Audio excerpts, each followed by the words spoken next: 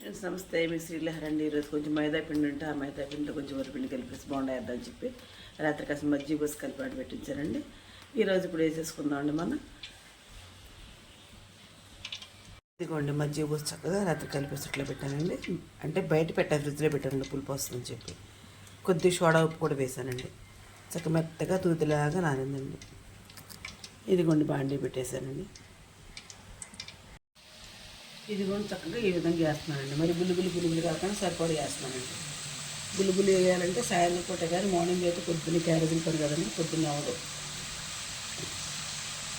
టిఫిన్కి పిండి నానబెట్టుకోలేదు, అందుకని చెప్పి ఇది కొంచెం కలిపేసుకోమని అప్పటికప్పుడు చేస్తాను. ఇట్లా తలా 5 తలా 6 పెట్టేస్తే చక్కగా తినేస్తారు.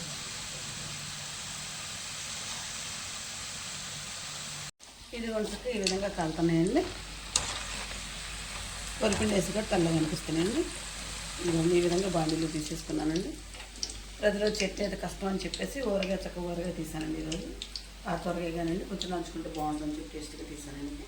మీకు నచ్చితే నాకు ఒక లైక్ ప్లీజ్.